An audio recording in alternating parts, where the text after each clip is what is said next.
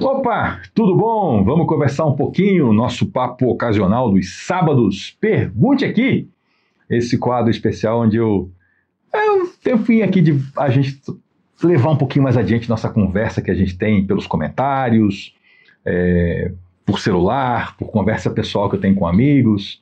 Enfim, a gente aqui sai daquela nossa linha, né, de estudo continuado e seriado do texto sagrado para um bate-papo mais informal, onde eu tento ajudar vocês com as suas dúvidas e com isso eu sou ajudado por vocês também a ter mais conteúdo. Vamos lá então, vamos conversar um pouquinho sobre isso? Algumas perguntas me são apresentadas, eu respondo lá no comentário, alguma coisa eu trago para cá, porque umas são mais complexas, umas eu acho que têm um alcance mais amplo e eu posso ajudar a edificar a igreja com esse bate-papo. Então, uma irmã me trouxe aqui uma conversa com 3 perguntas nessa conversa. Ela pediu para eu falar sobre a questão de milagres atribuídos a santos, né? Ela até falou explicar os milagres dos santos, né? E eu vou aqui mudar a pergunta para milagres atribuídos a santos. Como explicar aparições de Maria, e Noé viveu 950 anos mesmo, né? Isso aqui, a minha visão sobre isso é o seguinte: eu sou daqueles, tá?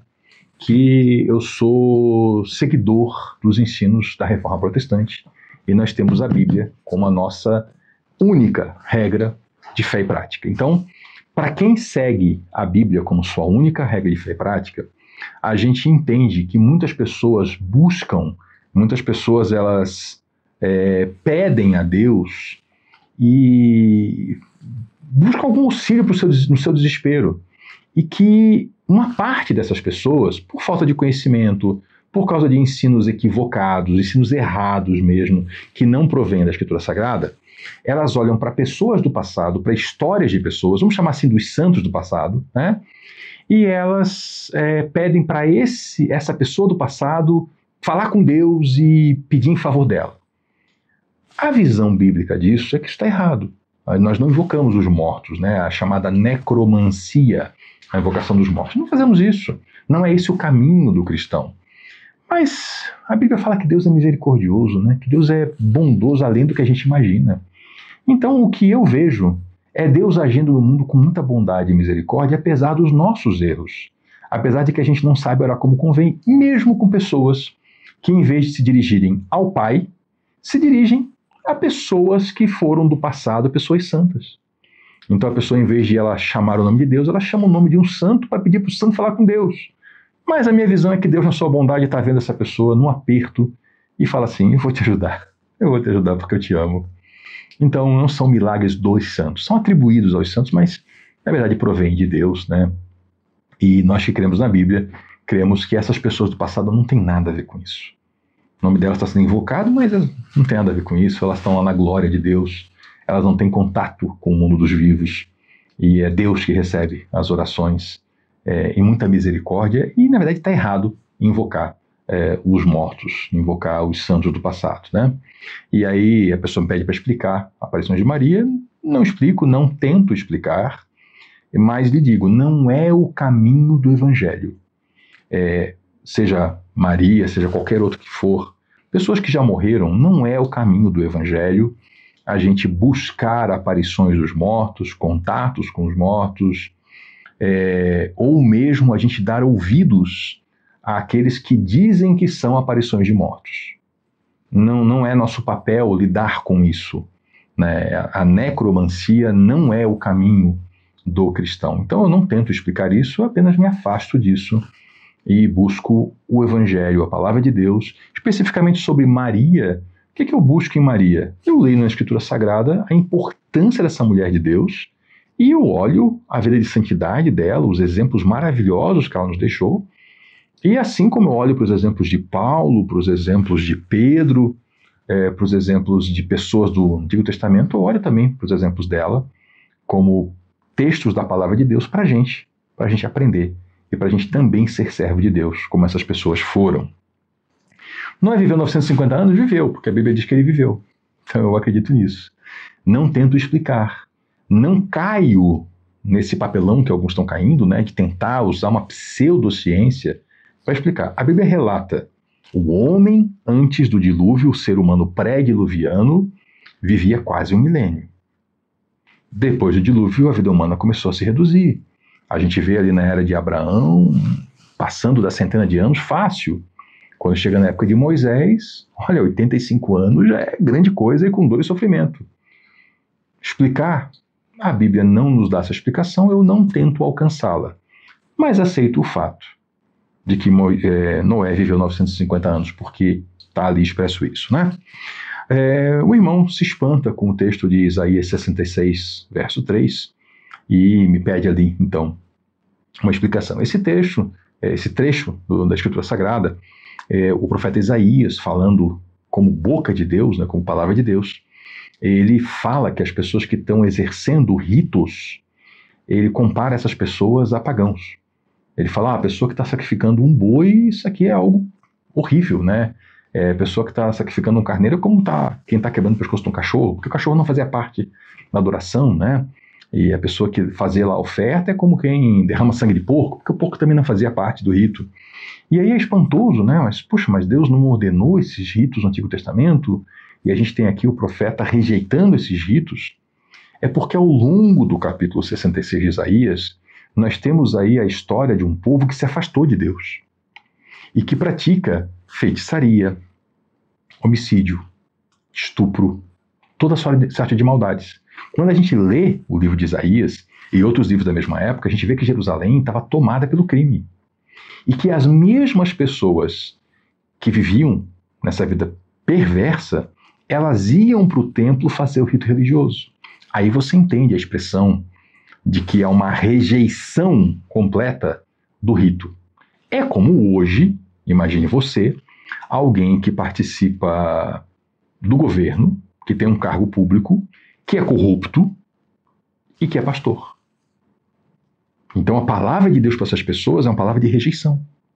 Imagine alguém, o sujeito tem a sua família e ele mantém uma amante, vive no adultério, e aí ele canta na igreja.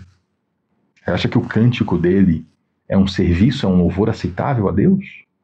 Imagine aquele que bate na mulher e vai tomar a Santa Ceia. Está tomando a ceia para pagar a condenação. Está entendendo aqui como é que é isso? E é um texto muito atual, porque sempre vai ter gente com essa vida dupla, né? Exercendo os ofícios e os ritos sagrados, mas tendo uma vida imersa no pecado. E aí o profeta Isaías traz essa palavra muito dura, que para Deus isso é horrível, não é aceito. Esses ritos não são aceitos. Por quê? Porque a pessoa está vivendo, abraçando a maldade, o crime, a violência. Então, é isso que está ali em Isaías 66, né? Outra pessoa me pede para falar sobre a oração de Jabes, em 1 Crônicas 4:10. Você pode depois ler o texto lá, né? 1 Crônicas 4:10. O que está dizendo ali? No 4:9 está dizendo que a mãe de Jabes deu esse nome para ele, porque em hebraico essa palavra, Jabes, ela tem uma relação com o nascimento dele em dores. Ela falou, te dei a luz em dor, vou te botar o nome de Jabes. E isso é um problema, porque Jabes, ele é do povo de Israel, é o povo da aliança, é o povo da promessa, é o povo que vai ser o povo que vai entregar o Messias para o mundo todo. E a mãe dele traz uma palavra de maldição sobre ele. É como se a mãe, ao escolher esse nome para ele, diz assim, você, Jabes, você não participa desse povo aqui da aliança da promessa. Você é um amaldiçoado. Porque quando você nasceu eu tive muita dor. Eu estava sofrendo na vida, minha vida estava ruim. Então você vai carregar esse nome feio, porque você não é dessa turma. E Jabes olha para essa realidade e é como se ele rejeitasse a palavra de maldição e ele faz uma oração. Deus, me ajuda, me abençoa, me dá sucesso na vida, me dá prosperidade na colheita, alarga as minhas tendas, né? A oração não é exatamente essa, mas ele está pedindo bênçãos e Deus atende ele. Então o que eu vejo na oração de Jabes é alguém que nasceu para ser abençoado, como todo ser humano, veio sobre ele uma palavra de maldição e ele roga a Deus que restaure a relação dele com Deus. E Deus restaura. É isso que eu vejo. Infelizmente, muita gente deturpou isso, transforma a oração de Jabes numa palestra de autoajuda, numa palestra de que você vai ser rico porque Deus quer que você tenha dinheiro, e não é nada disso que está no texto. Tá? O que existe é a mãe de Jabes rompendo a relação do filho com o povo de Deus E Jabes pede para Deus para isso ser restaurado, como todo o povo era um povo que tinha promessas territoriais, tinha promessas materiais, e Deus restaura então. E Jabes é abençoado sim, tá? Ensino para nós, não aceite palavras de maldição sobre a sua vida, não importa a importância dessas pessoas, mesmo que seja seu pai e sua mãe. Seu pai e sua mãe lhe criaram para ser uma porcaria na vida. Se seu pai e sua mãe não lhe deram amor, lhe espancaram, lhe estupraram, arrancaram de você toda a dignidade, fizeram o diabo na sua vida. Isso é ruim, mas não acredite que isso determina o seu futuro. Você pode buscar em Deus, sim, a sua restauração. Você pode buscar em Deus, sim, a sua dignidade, a sua identidade em Cristo e pedir que Ele abençoe você. E Ele é bom, e Ele vai abençoar você. E Ele vai tirar da sua vida esse passado. O passado vai ficar no passado. E você vai poder olhar para frente e acordar em paz a cada manhã, sem viver uma noite de pesadelos, sem viver auto-humilhado, cabisbaixo, por causa do mal que fizeram a você. Você pode fazer isso. Aí você pode fazer a oração de Jabes também e ter a sua vida restaurada como Jabes teve a dele. Comento muito aqui no canal a minha visão sobre fé, né? Nós temos lá a definição clássica de Hebreus, né? A fé é prova daquilo que a gente não está vendo ainda. A esperança é certeza da coisa que a gente está esperando. E eu falo muito que eu não acredito nessa fé em si mesmo, né? Nessa fé que eu chamo de pensamento positivo. Até faço a brincadeira que a pessoa faz assim, né? Aquela forcinha, como se isso fosse fazer alguma coisa acontecer na realidade. Que para mim, fé só tem sentido se tem uma promessa de Deus. E aí eu tenho confiança na promessa. E alguém me perguntou, né? Alguns casos, a pessoa deu 2 exemplos aqui, mas a conversa foi gostosa, a pessoa escreveu bastante coisa e eu entendi o ponto. Mas eu vou tratar dos 2 casos aqui para poder lhe responder melhor, né? Então, um foi assim. E a mulher com fluxo de sangue, que foi no meio da multidão e tocou lá na borda do manto de Jesus? Tinha uma promessa? Tinha. Aí é um caso curioso. Eu expliquei na época no Evangelho, tá? Esse caso aqui não se aplica à pergunta do irmão. Por quê? Lá em Malaquias tem uma promessa que o Messias traria cura na borda do seu manto. E o problema é que muitas traduções, em vez de traduzirem borda do manto, traduzem como asa. Por quê? Porque a palavra em hebraico serve para as 2 coisas. Só que aquela mulher que estava ali, ela não estava tão longe de Malaquias, né? 3, 4 séculos. O texto estava vivo ali sendo estudado. Ela sabia que tinha uma promessa que o Messias traria cura na borda do manto. Então, para ela tinha uma promessa. E ela foi lá buscar, ela foi com fé na promessa de Deus, né? O outro caso que o irmão cita é Daniel, que tinha aquele caso lá do rei, que tinha um pesadelo, e aí Daniel falou, me dá um tempo aí que eu vou buscar em Deus a resposta. Mas tinha a promessa de Deus que Daniel ia fazer isso? Específica, não. Mas a gente tem, e aí eu trago então a resposta do que eu acho, né? Do que eu considero. A Escritura Sagrada como um todo, como palavras de Deus para nós.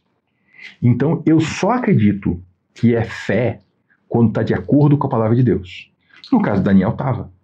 Ele falou, não, é Deus que concede isso. Daniel viu, vão matar a gente e eu vou buscar a solução em Deus. Então, eu acredito na fé como uma resposta, né? Uma busca nossa baseada na palavra de Deus. Então, eu não creio em fé. Eu vou dar aqui um exemplo bem grotesco, tá? Tem uma pessoa na internet que ela celebra a morte do seu cônjuge. E ela fala que isso foi, assim, uma resposta à fé. Sim, isso é horrível, eu sei, mas isso está por aí, né? E eu não acho que funciona assim. Por quê? Porque não é bíblico a gente procurar a morte do próximo, quanto menos do cônjuge, né? Então, eu não acho que é ter fé nesse caso. Nesse caso é buscar uma coisa muito ruim, é buscar a morte do outro, né? Então, por isso que para mim, fé continua sendo dentro de promessas, sim, mas não precisa ser uma promessa específica para você. É o conteúdo do texto sagrado. A fé tem que estar de acordo com o que Deus se propõe a fazer, né? Não adianta eu achar que é fé, esperar por uma coisa que não é, né? Pegar aqui exemplos da vida recente, coisas que saíram na televisão, gente que exerceu corrupção, meteu a mão no dinheiro público e depois fazia oração para agradecer a Deus. por dinheiro roubado, né? Então ali não havia uma fé, né? Ali havia um desejo carnal, diabólico. Gente que dá o dízimo do roubo. Isso não é uma relação de fé. Isso é uma relação diabólica, né? Então, sei lá, o sujeito tem desejo pela mulher do próximo e aí quer satisfazer esse desejo carnal. Isso não é fé. Isso é diabólico. Claro que eu estou indo para extremos, né? Mas assim, eu só vejo fé como uma expectativa dentro da palavra de Deus. Então, mesmo que Deus não tenha dado uma palavra específica para você, se é a palavra de Deus, se é o caráter divino, aí eu vejo fé. Por isso que a gente ora em nome de Jesus, né? É segundo o caráter de Jesus também. Não dá para eu pedir uma coisa em nome dele em desacordo com o caráter dele. Então, por isso eu continuo vendo fé, sim, como relacionado a coisas que Deus prometeu, porque a palavra dele é a promessa para o seu povo. Só a gente tem que diferenciar que tem algumas promessas que são específicas para pessoas e não para nós, né? Por isso que a gente estuda a Bíblia, para entender isso. Promessas que foram para o Israel territorial, lá do Antigo Testamento, que não são para a igreja. Promessas que foram para indivíduos, né? Eu não posso invocar sobre a minha vida uma promessa específica para Abraão. Aí é não ter conhecimento do texto sagrado, né? Também vem a questão de carne sacrificada. Será que tem uma contradição entre Atos 15, 19 e 20 e 1 Coríntios 8, 7? Eu vou explicar os dois textos, tá? Em 1 Coríntios 8, 7, o Paulo fala assim, olha, não tem problema você comer aquela carne comprada no açougue que você não sabe a origem espiritual dela. É porque o pessoal na época matava lá nos templos, fazia o sacrifício lá aos demônios, e depois vendia a carne no açougue. E o pessoal estava, Paulo, pode comer ou não? Paulo falou, pode. Agradece a Deus e come. Expliquei isso, está aqui na playlist de 1 Coríntios, tá? Você pode procurar lá, tá a explicação completa. Mas em Atos tem lá uma repreensão, né? Tem toda uma questão do pessoal que queria que todo mundo virasse judeu, todos os cristãos virassem judeus. E aí os apóstolos falam, não, diz para o pessoal se abster da carne sacrificada aos ídolos, do sangue, da prostituição, né? É isso aí. Só que lá é diferente. Lá era um conjunto, é uma prática conjunta de idolatria. A idolatria envolvia a prostituição ritualística, então a prostituição estava no âmbito da ritualística, né? Como o povo de Israel não consumia sangue, então nos templos, né, coisa demoníaca mesmo, eles faziam o quê? Estrangulavam os animais para ficar o sangue na carne. Então o propósito de comer sangue ali não era em si o alimento, o sangue, como a gente tem hoje na morcilha, na galinha cabidela. Não. Era um propósito ritualístico. Era a ideia de adorar um demônio por meio daquele rito, né? Essa ideia da carne sacrificada a ídolo, carne sufocada, sangue, prostituição, era um conjunto de atos. Então o que os apóstolos estavam dizendo em Atos dos Apóstolos era, naquele trecho ali, se abstenham da adoração idólatra, tá? E não é uma lista de itens separados, você não vá à prostituição, ou não coma uma carne que tem sangue, ou não coma uma carne sacrificada a ídolo, não. Se abstenha desse conjunto, por quê? Porque esse conjunto ele é praticado na idolatria, né? Então não se preocupe em virar judeu, não é esse o caso, mas abandone os ídolos. Porque tinha gente naquela época que achava que tudo bem, que era como se Jesus fosse mais um Deus, né? E aí, não, peraí, ele é o Senhor, né? Não participe dessa vida social, porque estava muito, muito emaranhado na vida social, fazia parte, né? A pessoa ia trabalhar junto, fazia parte de uma liga comercial, no final do dia iam para o templo para um rito satânico, fazer sexo com algumas prostitutas, sacrificar alguns animais, fazer uma refeição sagrada, fazia parte da vida cotidiana, né? E aí os apóstolos falam, ei, não, vocês não façam isso. Mas num outro momento vem a questão, tá aí aquela carne que foi parar no açougue, que eu não sei, que de repente pode ter vindo lá daquele templo. Ah, não! Você vai comer esse negócio com os irmãos, em casa, fora do âmbito de uma ritualística demoníaca?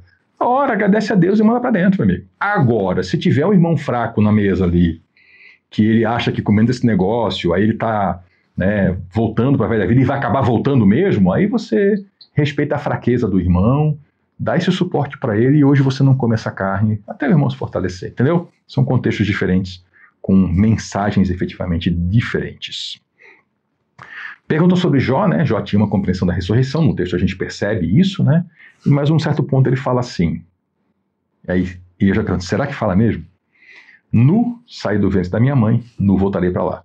E a irmã me perguntou, Jó achava que no final da vida ele ia voltar para o ventre da mãe? Como é que é isso? Não, não.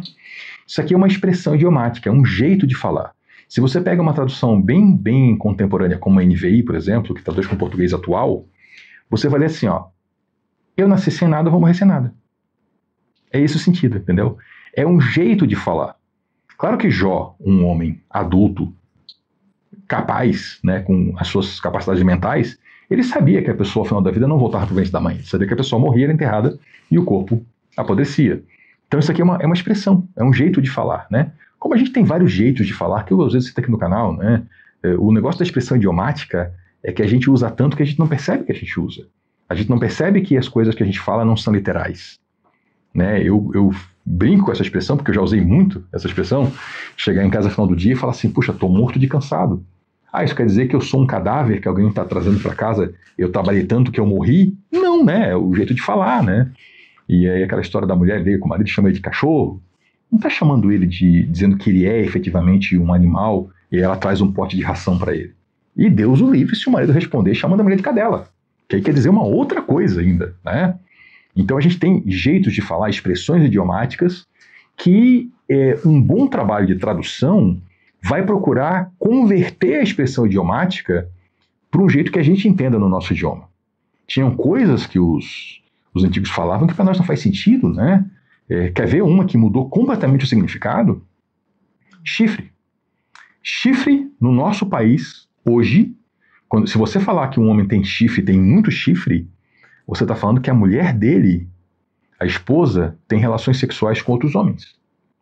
Se você fala num contexto, hoje, europeu, chifre, significa que esse homem, ele é sexualmente muito ativo, ele seria o garanhão, né, que a gente fala aqui, garanhão é cavalo, né? Olha como as coisas vão variando. Se você pega chifre num contexto da Bíblia, lá no contexto, por exemplo, do Antigo Testamento, chifre é sinal de poder estatal. Então a figura do chifre é um rei, né? Tem uma figura com chifre, isso quer dizer que ele é um poderoso governante. Olha a diferença, né? Então não dá para traduzir literalmente. Por isso que o trabalho de tradução é bem complexo, né? E aí eu recomendo novamente, pega uma tradução contemporânea que vai trazer menos problema, tá? Muitas das dificuldades que pessoas trazem a mim não são dificuldades com o texto sagrado, são dificuldades com uma tradução mais arcaica, tá? Eu gosto de tradução arcaica? Gosto. Eu sou um apaixonado por língua portuguesa, então às vezes eu vou para uma tradução bem antiga, às vezes eu vou lá para a Corrigida Fiel, né? E gosto, sim. Já tive a oportunidade de ler uma imagem digital da Almeida original, né? Quase incompreensível, um português muito diferente, e aí é bom a gente ler uma tradução contemporânea que tira boa parte desses problemas, tá? Então, o caso era esse. Jeremias 33:18, né? Ali tem uma promessa aos levitas, que o serviço dos levitas, do sacerdote, continuaria permanentemente. E aí mas hoje não tem sacerdote, não tem levita, não tem sacrifício, como é que funciona? Isso aqui é bem complexo, tá? Mas tem duas visões predominantes. Nas duas visões, o contexto é uma promessa para ser cumprida quando da restauração da descendência de Davi. Então não é uma promessa para qualquer época. Tem que ter uma restauração da descendência de Davi, em Jesus Cristo, né? A restauração do trono, do poder real na casa de Davi em Jesus Cristo. Uma interpretação vai dizer o seguinte: olha, isso se cumpriu quando Jesus veio à Terra, quando Jesus encarnou. E aí, essas promessas do sacerdócio, elas são figurativas e elas se cumprem no sacerdócio de Cristo e se cumprem nos louvores da igreja, nos sacrifícios de louvor. É uma maneira figurada do Antigo Testamento falar que aí haveria uma continuidade do serviço santo, né? Essa é uma visão. Outra visão é, quando Jesus voltar para restaurar as coisas, haverá um templo, aquele templo visto lá em Ezequiel, haverá um período, né, em que haverá serviço santo restaurado, e aí, nesse tempo, então, o sacerdócio levítico voltará a funcionar. Essa segunda visão ela é muito complicada porque ela bota a escatologia dentro de um panorama, de uma organização das coisas que, para mim, não funciona. Eu não consigo, nesse mapa, nesse grande quadro de encaixe escatológico, para mim algumas coisas estão furadas, não funcionam. Então, eu me rendo aqui à minha falta de conhecimento, digo, eu não sei dar uma resposta certa, mas historicamente os comentaristas viram, desde os primeiros séculos da igreja, viram esse texto e consideraram que o cumprimento dele é no ofício santo da igreja, e que quando se falava ali em Levi, né, se falava em sacerdócio, isso tudo foi cumprido em Cristo e cumpre-se no sacrifício de louvor da igreja. É isso exatamente? Não sei. Tenho muita dúvida nesse tema, mas é o que eu encontro na melhor literatura sobre o assunto e é isso que eu posso lhe oferecer. O irmão me pergunta, dentro do contexto de sofrimento, se vontade de Deus e permissão de Deus é a mesma coisa. Não, na Bíblia não é. Eu sei que tem uma teologia bastante confusa, que ela diz o seguinte: tudo o que acontece é vontade de Deus. Está errado. Está errado porque pecado não é vontade de Deus. Você não pode dizer que é vontade de Deus o pecado, que Deus quer que as pessoas pequem. Então, não é. Só que para essa teologia funcionar, então eles falam assim, não, aí tem a vontade de Deus, o centro da vontade de Deus, tem a vontade permissiva de Deus, que é Deus não quer, mas ele permite. Pai, se ele não quer, não é vontade dele, né? Então já deu. Isso vem muito de uma teologia que acha que tudo está pré-determinado, que Deus escolheu todas as coisas antes da criação, que Deus determinou tudo antes da existência, que Deus fez pessoas para irem queimar na perdição. E aí, para isso poder se encaixar, tem que dizer que até o pecado é vontade de Deus, né? Não. Pecado não é vontade de Deus, permissão de Deus não quer dizer vontade de Deus, não quer dizer o que ele quer. Deus criou o homem com livre-arbítrio, mas ele falou, não coma do fruto da árvore do conhecimento do bem e do mal. O homem falou e comeu. Então a vontade de Deus era que o homem não comesse. O homem falou e comeu. E aí o homem decaiu, a criação inteira decaiu.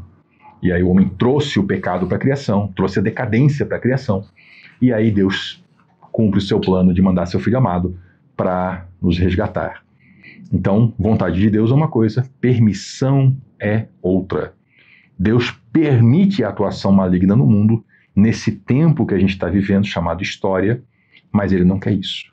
Ele chama todos nós ao arrependimento. Então, são coisas diferentes, sim. E aí o irmão cita aqui especificamente, né, a tragédia recente, tragédia ambiental no Rio Grande do Sul, milhares de mortos, desabrigados, muito sofrimento, muita dor. E aí pergunta sobre o sofrimento do cristão. Já abordei esse tema, quem pergunte aqui, mas dentro do contexto da pergunta do irmão, acho que vale tratar um pouquinho mais. Eu já olho lá para o Apocalipse, onde eu vejo aquela multidão debaixo do trono, pessoas que foram assassinadas por amor ao Cordeiro, e isso não é vontade de Deus, o assassinato dessas pessoas, mas Deus tem elas como preciosas para si. Então o sofrimento do cristão não é vontade de Deus, mas Deus se compadece e os que morrem em Cristo, eles são preciosos aos olhos de Deus. O mundo é repleto de dor, de injustiça, de sofrimento, que nós trazemos por causa do pecado, e há inúmeras pessoas que sofrem por causa do pecado de outras pessoas. Então um comete assassinato, o outro é assassinado, perde sua vida. Um comete adultério, o seu cônjuge, seus filhos perdem a família. Né? Os males vão se acumulando no mundo e vão se distribuindo. Isso não é vontade de Deus, mas o que conta, o que nós podemos fazer é escolher o nosso caminho. Jesus perguntou, vocês acham que aquelas pessoas sobre quem caiu a torre de Siloé, eles eram mais pecadores do que todos os outros que moram em Jerusalém? Mas eu digo a vocês, que se vocês não se arrependerem, vocês vão perecer do mesmo modo. Vocês serão destruídos. Então o nosso chamado é para andar com Cristo, porque a vida humana vai acabar. Todos nós encontraremos o nosso último dia, e nós um dia teremos que prestar contas ao Criador. Então, o que importa é escolhermos esse caminho estreito e passar, esse caminho difícil e passar por essa porta estreita que conduz à salvação. Nós não temos controle sobre a realidade, Deus quer o bem, mas o ser humano escolhe o mal. E o mal que o ser humano escolhe, inclusive, ele vem sobre toda a criação. Eu tenho esse entendimento de que os males ambientais que acontecem, e mesmo aqueles independentes da poluição, da ação do homem, o fato de haverem males ambientais é resultado do pecado original, do ser humano trazer para a criação o pecado deixar a criação fora de harmonia, e aí a criação sofre, né? Geme e aguarda a manifestação dos filhos de Deus. Os animais sofrem, o ser humano sofre, e existe muita desgraça. Nosso papel, andar no caminho do Senhor e levar misericórdia àqueles que sofrem. Explicação a gente não tem, a gente tem a busca pelo Senhor. Então, esse é o melhor que eu posso lhe responder. O sofrimento vai continuar tendo, né? E não é vontade de Deus. É a desgraça que nós estamos por causa do pecado, né? E eu não estou correlacionando aqui que a pessoa que sofre, ela é a pessoa que pecou e ela sofre por causa do pecado dela. Eu estou dizendo que a humanidade sofre porque a humanidade peca. E predominantemente o que eu vejo é uns sofrendo por causa do pecado de outros, né? O pecado de um, ele amplia o sofrimento, ele leva a desgraça a muitos e a muitos lugares. Ezequiel 21:4, né? Um trecho também com alguma complexidade aí, porque lá naquele momento Deus falou que ia eliminar, ia exterminar tanto o justo quanto o ímpio. E aí o irmão até perguntou, puxa, tem o caso de Ló, né? Se Ló não saísse da cidade, Ló era justo e ia morrer junto, né? Como é que é isso? Deus mata o justo e mata o ímpio? Ele está falando isso? Contexto, né? Contexto é a chave. O que está acontecendo aqui em Ezequiel é que Deus está anunciando, depois de muitos e muitos anúncios, a necessidade de arrependimento do povo, ele está anunciando que vai tirar o povo lá de Jerusalém, vem a Babilônia, domina, mata muita gente na cidade, leva o povo para o exílio, o povo passa 70 anos no exílio, depois volta, refunda Jerusalém, né? Refunda Israel e segue o seu caminho até a chegada do Messias. E nessa história, pessoas justas também morrem, pessoas justas também vão para o exílio, como Daniel, né? E Deus está anunciando isso, né? Que essa destruição virá sobre todos que estiverem na cidade. Ela não é seletiva. Então aqui, mais uma vez, né, a gente tem o pecado de alguns trazendo sofrimento para outros alguns, né? Então não existe uma relação direta, o meu pecado faz o meu sofrimento. Até pode ser, né? Até tem casos que é. Mas aqui é um caso. Deus trouxe a destruição para todos. E qual é o resultado para esse justo que recebeu também a morte quando veio lá, os babilônios vieram e tomaram Jerusalém? Ele era justo, né? Então ele partiu para estar com o Senhor. É isso. Né? Essa destruição, sim, ela aconteceu também sobre justos, mas é que eu quero ressaltar um pontinho, né, de uma diferenciação que a gente tem que ter para o Antigo Testamento. Sempre que havia uma ameaça contra Israel, e a maior parte das ameaças eram internas, era o pecado, né? Sempre que Israel teve apontado para o extermínio, seja o extermínio espiritual ou literal, se estava buscando o extermínio e da promessa do Messias. Então, se Israel se tornasse um país idólatra, era um ato satânico para que o Messias não fosse entregue e não tivesse um povo para se chamar de seu e fundar sua igreja. Se o povo de Israel fosse todo exterminado, assassinado em guerra, da mesma forma, né? Então Deus tratava com Israel no Antigo Testamento em termos diferentes do que ele trata com a igreja. Por quê? Porque nós já temos Cristo entregue para toda a humanidade, nós já temos o Espírito Santo derramado sobre a igreja. Lá antes era Israel como um povo caminhando para a entrega do Messias.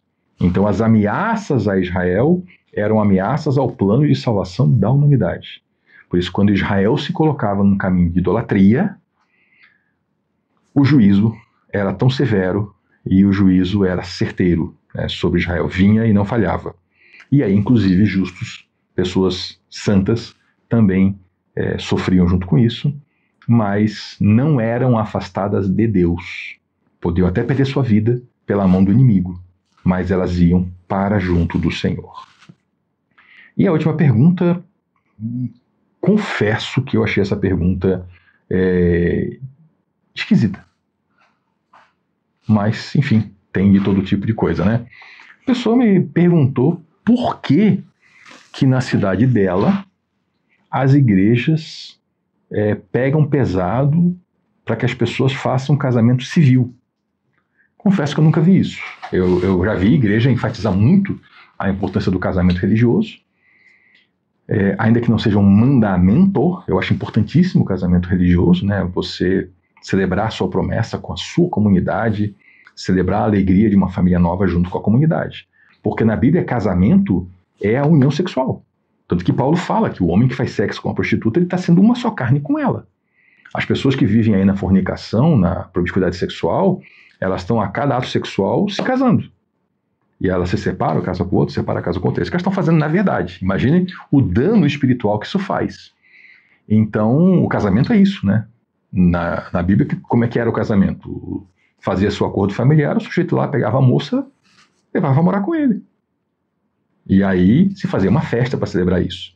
Depois da festa veio a celebração, veio a cerimônia, né? Se passou a fazer uma cerimônia com votos, com uma bênção. E a igreja tem essa tradição belíssima de casamentos na igreja, que eu acho importantíssimo, eu acho muito saudável. E o casamento civil? Bom, o nosso país regulou o casamento por meio da lei civil, também acho importante no casamento civil. Ele regula muito bem as relações, especialmente em caso de morte, né? Morre um cônjuge, você não tem dúvida do papel do outro na herança, tudo mais está ali definido, né? Pelo formato do casamento. Inclusive o pessoal bobinho aí, especialmente homens, né? Que acham que estão ludibriando a mulher, porque não vou casar, vou só me juntar. Casou, perante a lei brasileira, está casado, tá? Com os mesmos direitos de casamento, como se fosse lá no cartório. Está casado. Se separar, tem divisão de bens, quando morrer, o cônjuge fica com herança, igualzinho tivesse casado, tá?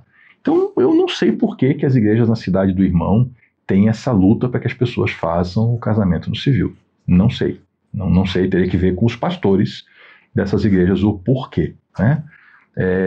O mandamento bíblico é que o leito matrimonial seja honrado. Então, quer você faça o seu casamento no cartório, quer faça na igreja, quer não faça, simplesmente os dois vão coabitar, né? Honrem o leito matrimonial e entendam que isso é casamento. Mas eu reafirmo, eu acredito que é muito saudável que se faça a celebração religiosa, sim. Eu acho importante receber as bênçãos das famílias, da comunidade, celebrar isso diante da autoridade pastoral, sim. Mas a gente não tem um mandamento na Bíblia sobre isso, e o casamento que a gente tem na Bíblia não é celebrado dessa forma, né? É celebrado simplesmente com uma festa e comemorando a união daquele casal, tá? Então, até o pessoal me pergunta às vezes, e quem está em fornicação? E aí trazem o exemplo de quem está casado. Está casado, mas não tem um registro do casamento, não tem um ato registral, seja civil ou religioso. Falam, isso não é fornicação, filho. Isso aí a pessoa está casada. Fornicação é esse pessoal que sai aí final de semana e faz sexo ocasional, às vezes até com namorado ou namorada, mas não estão ali coabitando, né? Não estão assumindo ser família. É o caso de namorados solteiros que não estão coabitando com o compromisso de ser família e estão fazendo sexo ocasionalmente. Aí isso é fornicação, né? Estão usufruindo do sexo sem o compromisso do matrimônio. Agora, um casal que está morando junto, constituiu família. Já teve gente que me perguntou, a pessoa que vive junto há 15 anos, tem filho grande. Está em fornicação? Não, né, filho? Isso é um casamento. Só que a pessoa não fez nem o registro civil e nem o ato religioso. Recomendo que faça os dois. É bom, é saudável, né? Facilita um monte de coisa na vida. Mas isso aí não é fornicação também. Agora, voltando para a pergunta, não sei por que essa cobrança dessas igrejas teria que ver com os respectivos pastores. Obrigado aí, pessoal, pela companhia. Obrigado por esse tempo de bate-papo aqui. Se eu não respondi a sua pergunta a contento, você não entendeu, eu não consegui explorar bem, pergunta de novo aqui, vai lá, dá mais um comentário, explora um pouquinho mais e eu vou me esforçar para ajudar. Obrigadão, até a próxima, fiquem com Deus.